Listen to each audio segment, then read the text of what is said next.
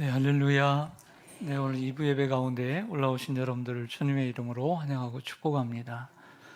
네, 오늘 제 귀가 호강했어요. 네, 자리를 좀 바꿨어요. 자리를 좀 바꿨는데 저한테는 너무 잘 들려요. 예, 지금 자리가 저한테는 좋은데 우리 성도님들께는 잘 모르겠어요. 예, 제 귀가 호강했습니다. 하나님 앞에서 하나님께서 얼마나 기뻐하실까 생각했습니다. 주님이 오시는 그날까지 우리 끝까지 승리하기를 간절히 소망합니다. 우리 서로 밝은 모습으로 인사하겠습니다. 한 주간 잘 지내셨습니까? 반갑습니다. 환영합니다. 축복합니다. 성령 강림절 지난 후에 오늘 세 번째 시간 성령 시대 설교 시리즈를 하게 됩니다. 성령은 왜 오셨는가에 대한 말씀을 처음 드렸는데 예수님께서 지상 사역을 다 마치고 하늘로 가시면서 자신을 대신할 다른 보혜사를 주셔서 그들과 영원토록 함께 하시기 위해서 오셨다고 했습니다. 그리고 지난 주일에는 예수님의 말씀을 통해서 보혜사 성령의 사역은 무엇인가? 예수님과 똑같다.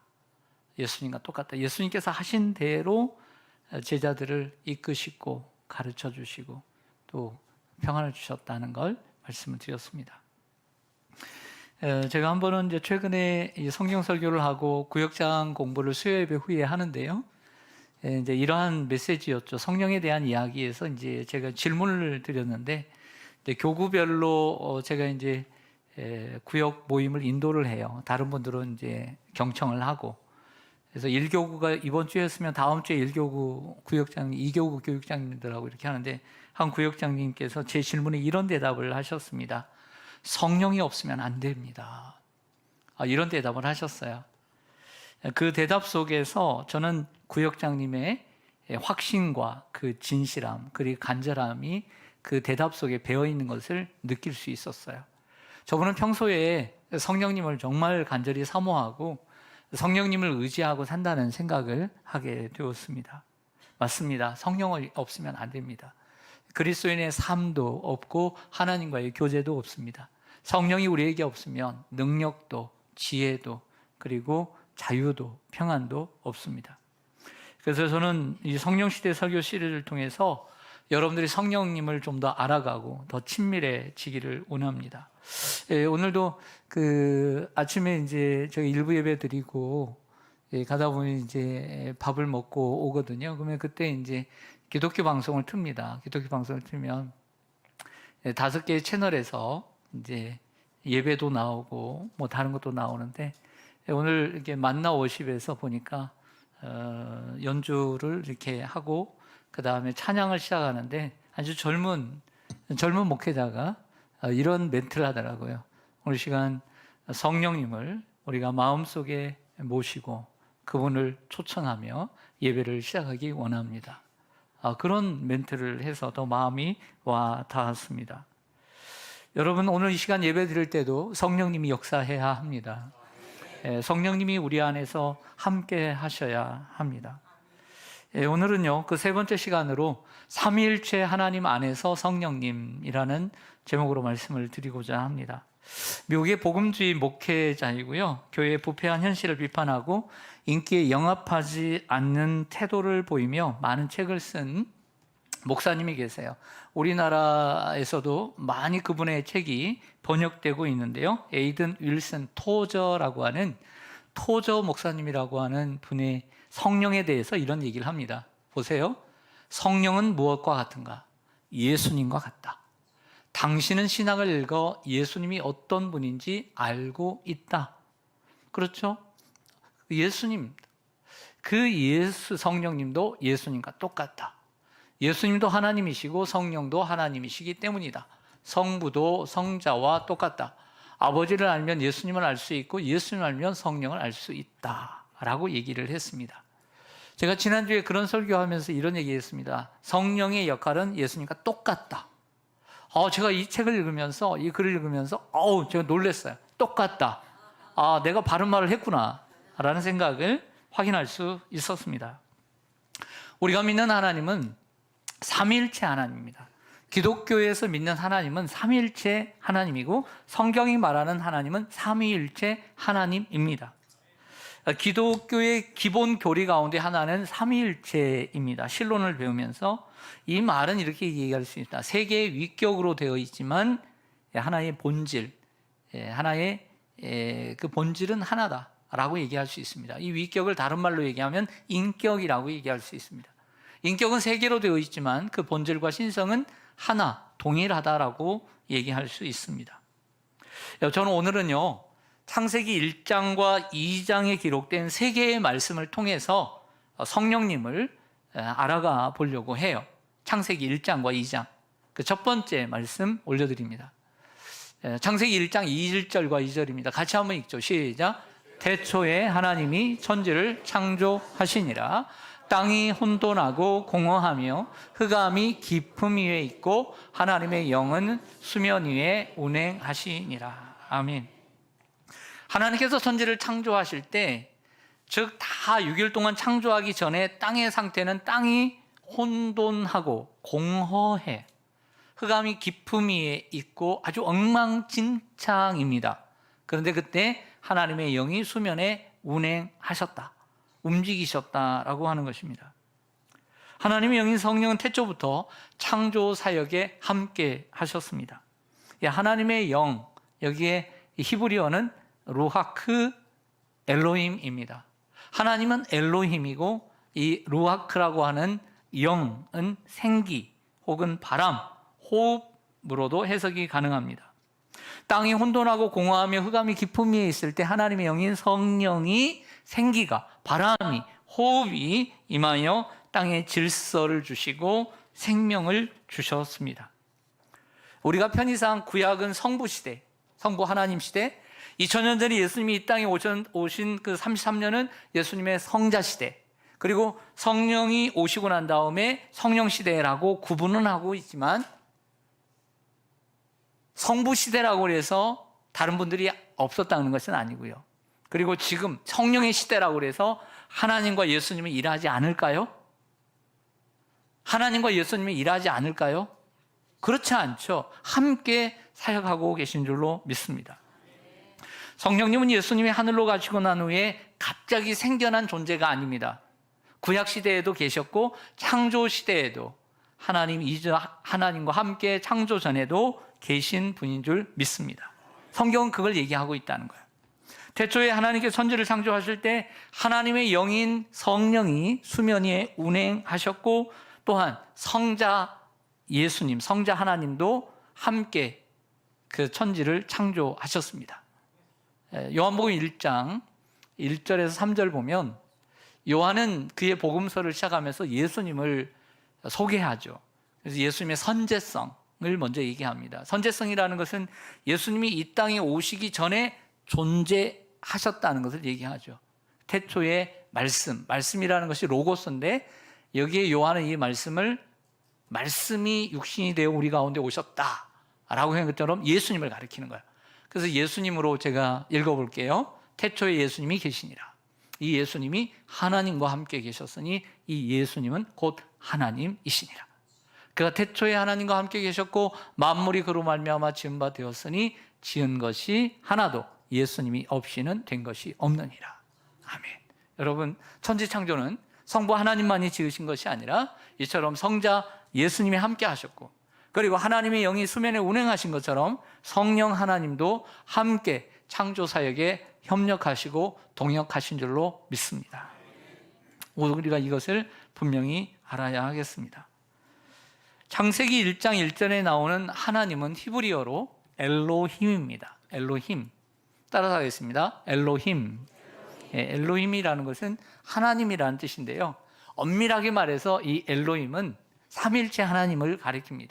왜냐하면 삼일체 하나님이라는 것은, 엘이라는 것은 하나님을 뜻하는 단어잖아요. 엘, 그렇죠? 엘. 그런데 힘이라고 하는 것은 복수 전미사입니다. 복수예요. 임이 복수입니다. 임마누엘 할 때 우리와, 마누, 우리와, 우리라는 뜻이죠. 그래서 엘로힘이라는 것은 복수 전미사를 가리키는 겁니다. 그래서 삼일체 대신 하나님의 속성을 나타내는 단어입니다. 여러분들이 그걸 아셔야 될 게 뭐냐면, 성부 하나님을 나타내는 단어는 또 있어요. 따로 있어요. 그게 2장에 나옵니다. 2장에 나오는데 성부 하나님을 나타내는 단어는 여호와 하나님이에요. 야훼 엘로힘 이렇게 되어 있습니다. 야훼 엘로힘, 그분이 성부 하나님이세요. 여러분들에게 먼저 이렇게 정리를 합니다. 땅이 혼돈하고 공허하며 흑암이 깊음 위에 있고 하나님의 영은 수면에 운행하셨다, 움직이셨다 라고 하는 것을 통해서 알 수 있는 것은, 성령 하나님은 갑자기 나타나신 분이 아니라 창조 전에도 계셨고, 그리고 하나님의 창조에 함께 하신 분이시다, 이렇게 기억하시기를 바랍니다. 이제는 창세기에 나오는 두 번째 구절을 통해서 성령님을 좀 더 알아가 보겠습니다. 화면을 좀 보시죠. 두 번째 구절, 창세기 1장 26절입니다.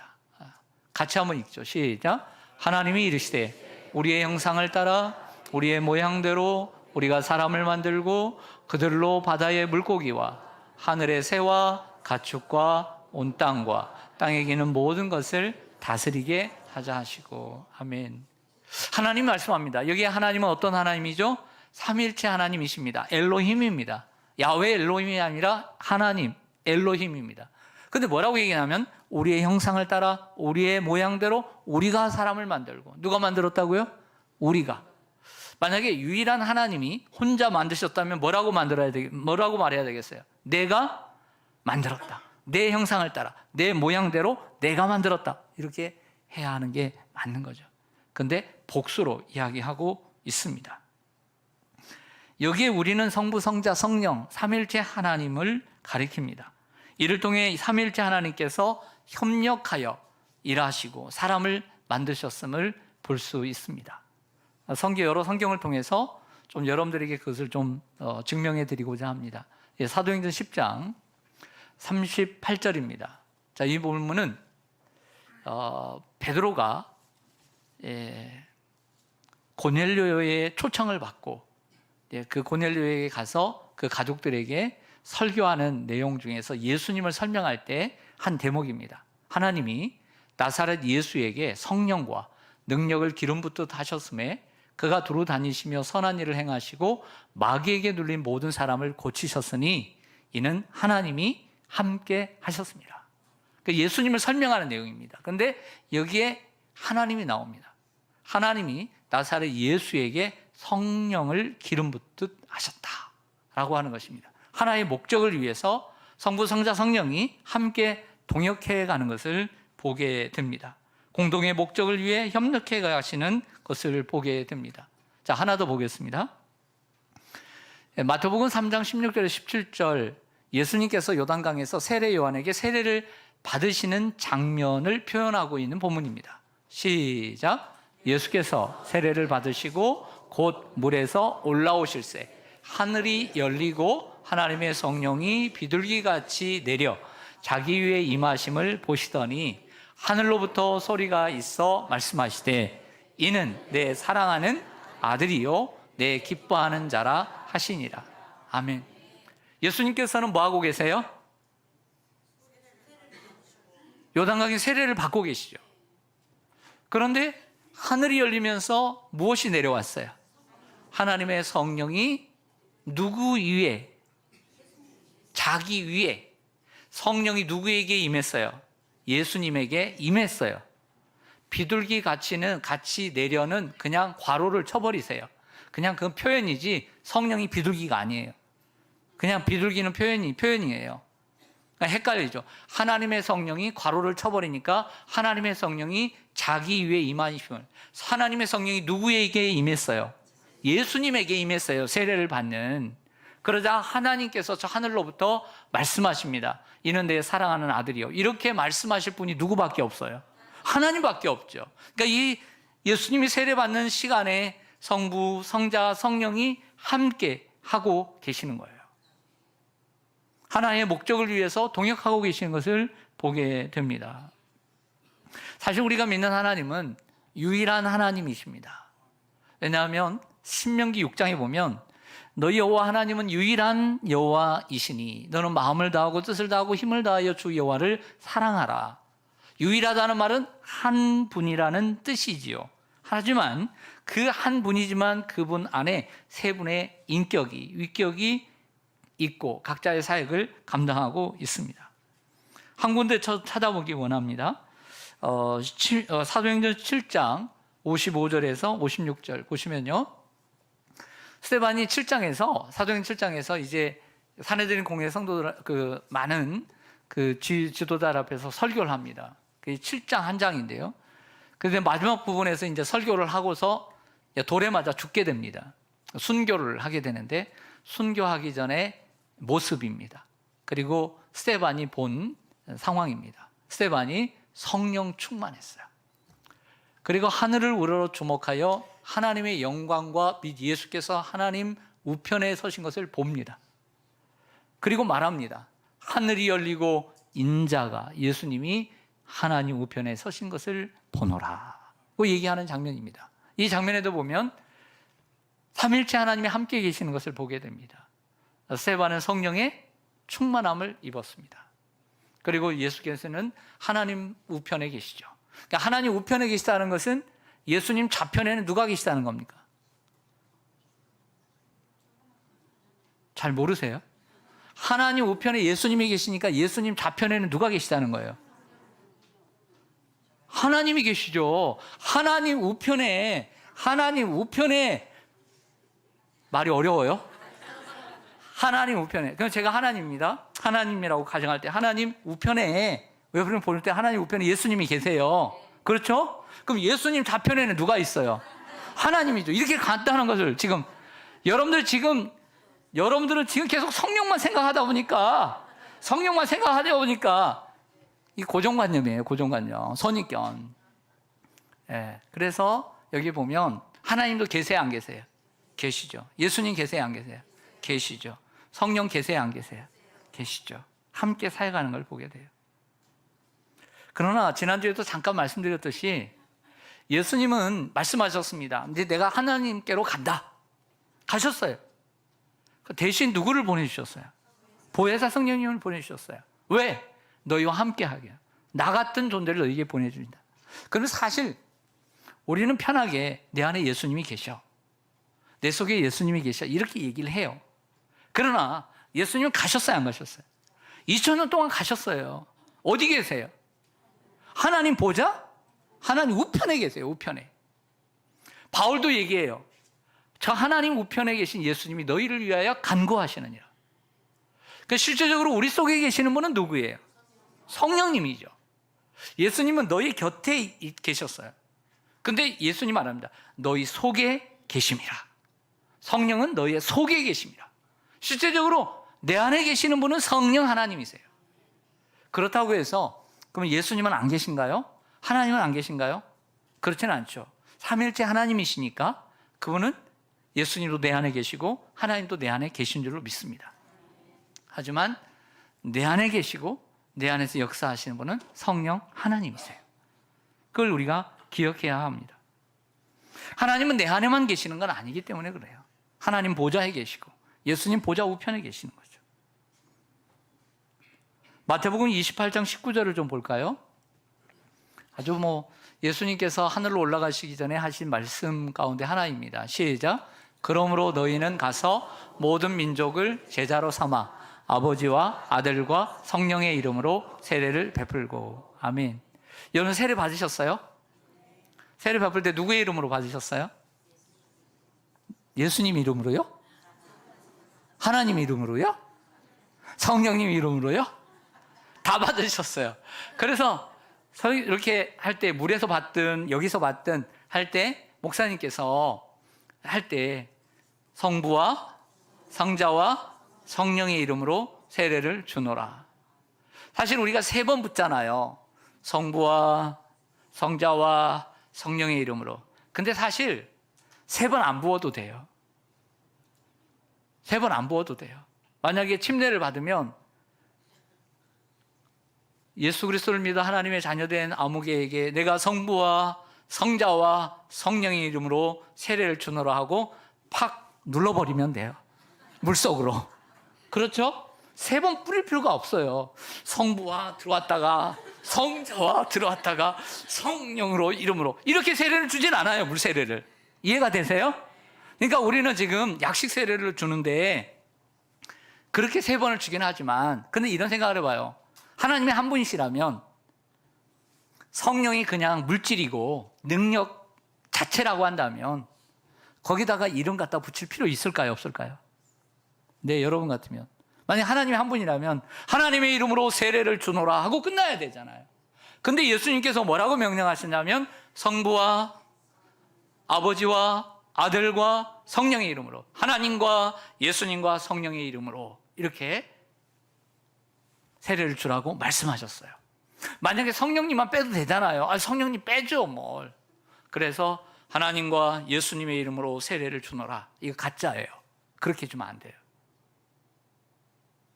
아버지와 아들과 성령의 이름으로 세례를 주노라. 이렇게 줘야 되는 거예요. 왜 이렇게 말씀하셨냐 이거예요. 성령이 하나님이기 때문에 그런 거예요. 할렐루야. 성령은 단순히 권능이고 능력이고 그렇기 때문에 은사이기 때문에 아니라 하나님이기 때문에 성부와 성자와 성령의 이름으로 세례를 베푸는 거예요. 할렐루야. 아무것도 아무 이름이나 갖다 대겠어요? 그러면 안 되잖아요. 하나님의 그 원하시는 것을 우리가 존중해 드리고 그걸 믿어야 돼요. 그리고 고린도후서 13장 13절을 보면요, 이것은 보통 목사님들이 예배를 끝날 때 축도하시는, 예배를 끝날 때 축도나 목사님 계시면 축도를 하시고, 아니면 우리가 주기도문으로 맞추는데 그 축도의 모범이 여기입니다. 고린도후서 마지막 장 마지막 절 같이 한번 읽어보죠. 시작. 주 예수 그리스도의 은혜와 하나님의 사랑과 성령의 교통하심이 너희 무리와 함께 있을지어다. 아멘.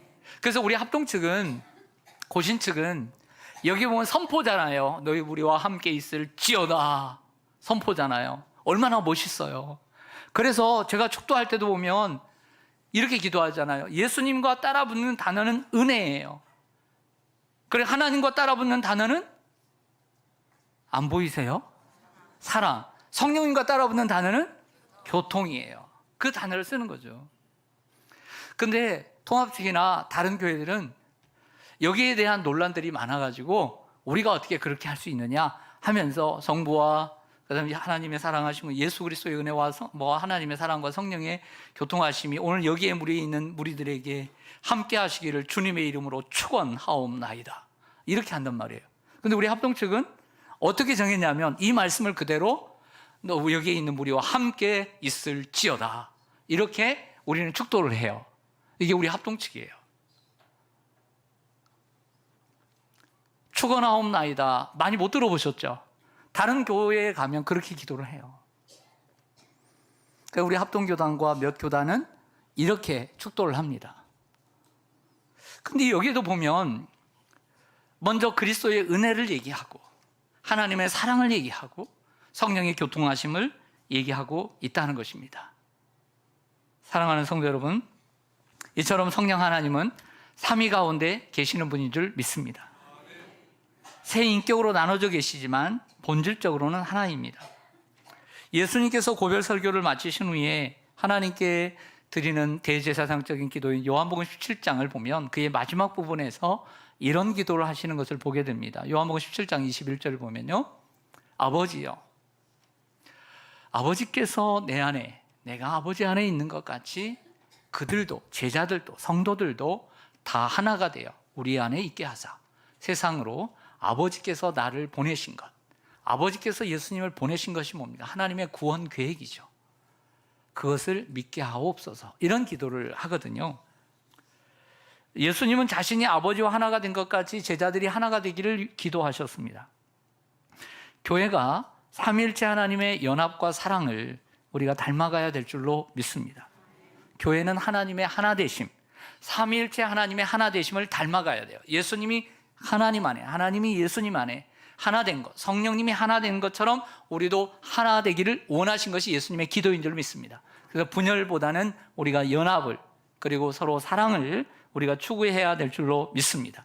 그렇게 할 때 교회를 통해서 삼위일체 하나님의 구원 계획을 세상에 드러낼 수 있다. 저 교회가 진짜, 저 교회를 보니까, 저 성도들을 보니까, 저 하나 되는 모습을 보니까 정말 하나님께서 우리를 사랑하셔서 아들을 보내주시고 우리를 구원해 주신 것이 확신하구나. 이렇게 믿고 사람들이 돌아오게 된다는 거예요. 이런 교회가 될 줄 믿습니다. 그런 교회가 돼야 돼요. 자, 이제는 창세기에 나오는 세 번째 구절을 통해서 성령님을 좀 더 알아보겠습니다. 그것은 창세기 2장 7절입니다. 잘하는 말씀입니다. 여러분 한번 읽어주세요. 시작.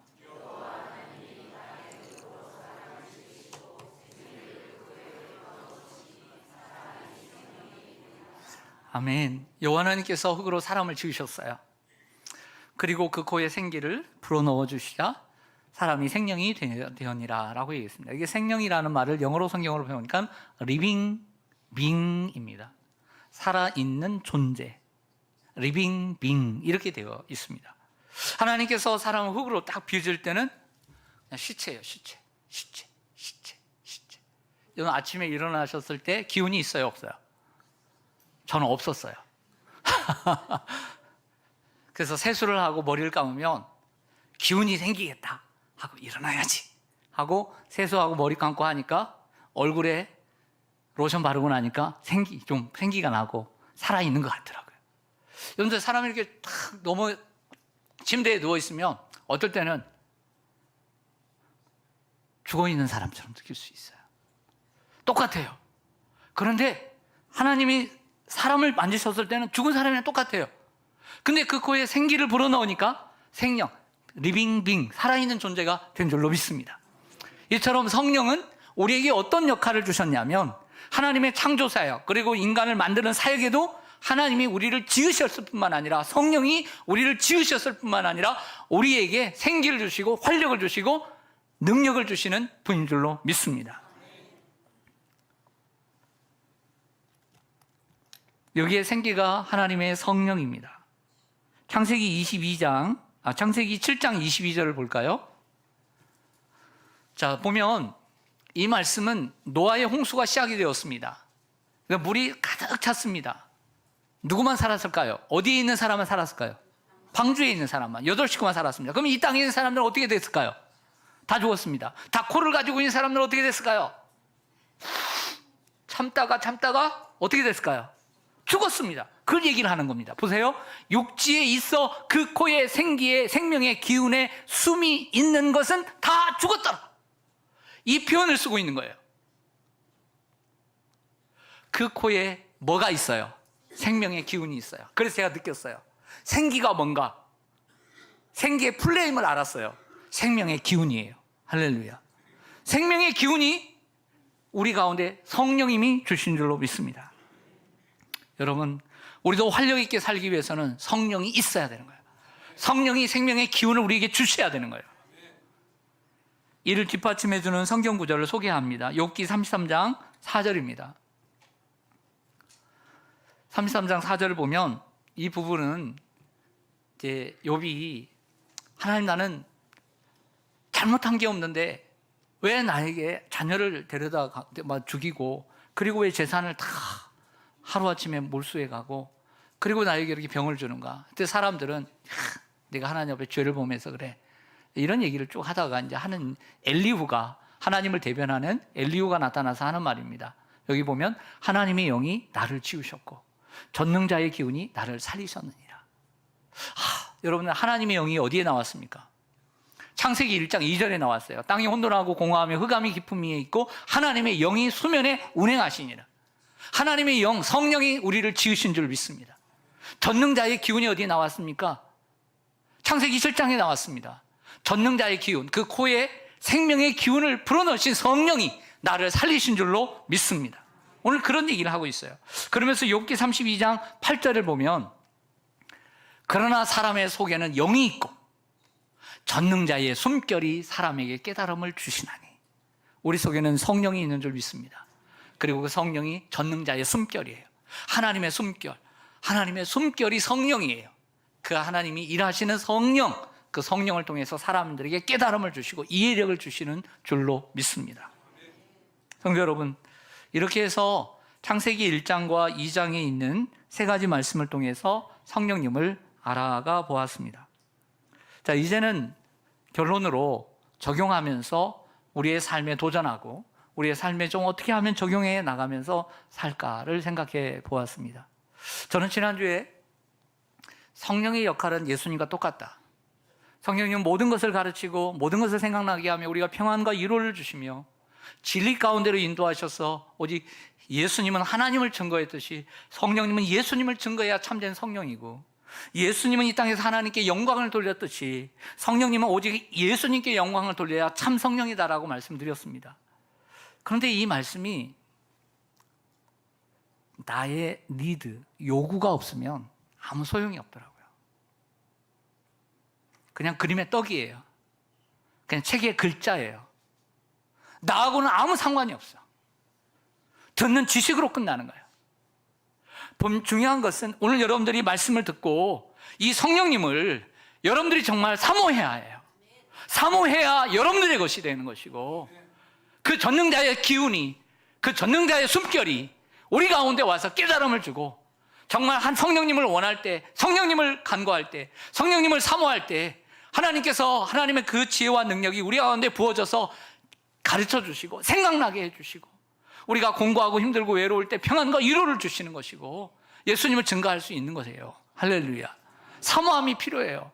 저는 오늘 여러분들께 설교 오늘 끝나고 난 다음에 더 중요한 것은 한 주간의 삶이라고 생각해요. 오늘 이 말씀을 묵상하면서 성령님과 어떻게 하면 좀 더 가까워지려고 하고, 얼마나 성령님을 내 마음속에 모시고, 그래 성령님은 내 안에 계시다고 했는데, 내 안에 성령님 내 안에 계시죠? 똑똑 계시나요? 성령님, 하나님, 내가 오늘 이것을, 성령 하나님, 내가 이것을 하려고 하는데 하나님 도와주시고 가르쳐 주세요. 성령님 내 안에 계시는데 지금 내가 마음이 아파요. 내가 너무나 쓰리고 아파요. 성령님, 나를 위로해 주세요. 내 안에 계시다고 했으니까. 내가 왜 외로워요? 고아와 같이 버려두지 않는다고 했잖아요. 성령 하나님, 나와 함께 해주세요. 자, 하나씩 적용해 보고자 합니다. 첫 번째 말씀들은 창세기 1장 2절이었습니다. 땅이 혼돈하고 공허하며 흑암이 깊음 위에 있고 하나님의 영은 수면에 운행하시니라. 천지 창조를 하기 전에는 아주 어지러웠어요. 공허했어요. 혼돈했어요. 근데 하나님의 영인 성령이 오시자 질서가 생긴 줄 믿습니다. 아름다워진 줄로 믿습니다. 멋과 맛이 생겨났습니다. 혹시 여러분의 삶이 혼돈하고 공허하지는 않습니까? 너무나 분주하고 너무나 복잡해서 내 삶은 너무나 어지럽지는 않습니까? 질서의 영인 성령을 모시길 바랍니다. 성령의 지배를 받고 성령의 다스림을 받을 때 안정된 삶, 질서 있는 삶. 우리가 사람들을 보면 그러잖아요. 우리 질서가 없어. 복잡해. 그런 복잡한 삶을 살지 말고 좀 더 안정된 삶을 사시길 바랍니다. 그래서 질서의 영인 성령이 우리 가운데 오셔야 합니다. 또한 성령의 두 번째 성령의 기록은 창세기 1장 26절이었습니다. 하나님이 이르시되 우리의 형상을 따라 우리의 모양대로 우리가 사람을 만들고 협력하셨습니다. 성부 하나님 혼자 일하시지 아니하고 성자와 성령과 함께 일하셨습니다. 말씀이 함께 지으셨고, 그리고 성령은 운행하셨습니다. 하나님께서 인간을 구원할 때, 죄인이 인간을 구원하실 때 어떻게 하셨습니까? 하나님께 창세전에 사람을 선택하셨습니다. 그 기쁘신 뜻대로 우리를 작정하시고 예정하셨습니다. 그리고 예수님은 그 일을 이루기 위해서 구속사역을 이루시고 십자가에 죽으시고 이 땅에 오셔서 십자가에 죽으셨습니다. 그리고 성령은 예수의 그 복음을 믿는 자들에게 성령으로 인쳐주셨습니다. 예수님 우리에게 은혜를 주시고 하나님 우리를 사랑하시고 성령 우리에게 교통하는 역사를 주신 줄로 믿습니다. 서로를 섬기며 겸손하게 섬기셨습니다. 혹시 여러분의 삶이 외롭지는 않습니까? 그 이유가 다른 이들과 함께하지 않기 때문은 아닐까요? 협력하지 않기 때문은 아닐까요? 또한 함께하고 협력하긴 하지만 여전히 자기 중심적인 생각만 하고 있기 때문은 아닐까요? 여러분 가정 안에서 협력하십니까? 아니면 독불장군이십니까? 성령은 함께하게 하십니다. 돕게 하시고 함께하게 합니다. 여러분 교회를 혼자 하십니까? 아니면 독불장군으로 하십니까? 함께하게 하시는 분이 성령 하나님이십니다. 서로를 신뢰하고 맡겨보시기를 바랍니다. 마음의 문을 열고 받아보시기를 바랍니다. 그리고 그러면 하나가 될 것이고 삶이 전보다 외롭지 않고 행복하게 될 줄로 믿습니다. 성령의 사역이 세 번째 기록된 본문은 창세기 2장 7절이었습니다. 여호와 하나님이 흙으로 사람을 지으시고 생기로 그 코에 불어넣으시니 사람이 생명, 리빙 빙, 살아있는 존재가 되었습니다. 여러분, 우리가 성령이 없으면 죽은 시체입니다. 사체입니다. 그냥 흙입니다. 그러나 성령이 오셔서 우리는 살아있는 존재가 된 것입니다. 우리가 인생을 살아가는 데서도 몸으로만 사는 것이 아니라 영으로 살기 때문에 성령이 임한 사람은 살아있는 하나님의 자녀가 되는 줄로 믿습니다. 그리고 우리는 이미 하나님의 자녀가 되었지만 처음에 예수를 믿을 때는 같이 막 기도원에서 3일 금식하고 일주일 금식하고 열흘 금식하고 나왔을 때 얼굴이 모세와 같이 반짝반짝 빛나고 화장도 안 했는데도 얼마나 밝고 웃었는지, 그게 뭐 그걸 가르쳐 뭐라고 얘기하면 성령 충만함이라고 그래요. 집에 와서도 애들이 수련회 갔다 가고 한 달 정도는 그 약발이 다 계속 갑니다. 그래서 엄마에게 순종하고 사춘기에 그 소년도 나 은혜 받았다고. 근데 딱 한 달 가요. 한 달 가. 계속 성령 충만해야 되는데, 여러분들도 부흥회 갈 때는 은혜를 받아. 담임 목사한테는 그냥 졸더니 새로운 목사님 앞에서 눈이 번쩍번쩍. 그건 진작 좀 그렇게 하지. 진작 좀 그렇게 하지. 그렇다고 또 은혜를 받아. 한 달 가. 왜 한 달 가는 줄 아세요? 방법을 가르쳐 드릴게요. 왜 한 달 가는 줄 아세요? 사모함이 떨어져서 그래요. 부흥회 때는 은혜 받고 사모함이 그렇게 있는데 사모함이 떨어져서 그래. 떨어져서. 처음에서 예수 믿고 생각 때는 세상과 나는 간 곳 없고 구속한 주만 보여요. 저들의 피가 하면서 노래를 부르죠. 참 아름다워라. 저 백합화 하나 봐도 주 하나님 지으신 모든 세계 하면서 성령 충만해서 그래. 그 성령 충만할 때는 집에 가서도 맛이 없어도 맛있네. 성령 충만하지만 왜 이렇게 짜? 있는 대로 다 얘기하는 거예요. 있는 대로. 성령 충만하면 애들이 학교 갔다 왔어도 학교 다녀왔습니다. 문 열어보면서 엄마 잘 있었어? 아빠가 오면 그냥 맨발로 나와가지고 아빠 오늘 고생했지. 이렇게 된다고 그래. 근데 성령 충만하지 않으니까 꽝 닫고 들어가는 거야. 뭐라고 하면 몰라도 돼. 시끄러워. 성령 충만하지 않았어요. 거듭나지 않아서가 아니라 하나님 자녀지만 남편도 똑같아요. 딱 들어가서 아내에게 하루 종일 집안에 있으면서 뭐 하는 거야? 성령 충만하지 않아서 그래요. 네. 성령 충만하면, 그래서 우리에게 필요한 건요, 성령 충만함이에요. 할렐루야. 네. 내 고집대로 하고 내 생각대로 하고 성령의 다스림을 못 받아. 내 마음대로 하고 입에 담지 못할 말을 하고. 성령 충만하면 성령의 다스림을 받게 되는 줄 믿습니다. 네. 사랑하는 여러분, 우리도 마찬가지입니다. 성령이 없으면 우리는 죽은 존재입니다. 우리의 힘으로, 우리의 지혜로만 살아갈 수 없습니다. 성령의 생기가 필요한 줄로 믿습니다. 성령의 새바람이 필요한 줄로 믿습니다. 그래서 우리 기도합니다. 하나님, 나에게 성령의 충만함을 주시옵소서. 여러분, 혹시 여러분들의 일상이 힘이 없고 나태하고 혹은 지쳐있지 않습니까? 해결책을 드리겠습니다. 성령님을 사모하십시오. 성령님과 친밀해지시기를 바랍니다. 그럼 성령이 새 힘을 주실 것입니다. 그 흙의 코에 생기, 하나님의 기운, 하나님의 숨결을 주셔서 깨닫게 하시는 것처럼 성령님과 친밀함을 회복하시기를 바랍니다. 지혜와 능력을 주시고 힘을 더하실 줄로 믿습니다. 내게 능력 주시는 자 안에서 내가 모든 것을 할 수 있느니라. 이 빌립보서 4장 14절의 말씀은 어떻게 보면 하나님이 내게 능력을 주시고 예수님이 내게 능력을 주시는 분이라고 할 수 있지만, 어떻게 보면은 내 안에 계셔서 나에게 능력을 주시는 분은 성령 하나님이시다 할 수 있습니다. 이 고백처럼 짙은 여러분들에게 모든 일을 감당할 수 있는 새 힘을 주실 줄로 믿습니다. 아멘. 기도하겠습니다.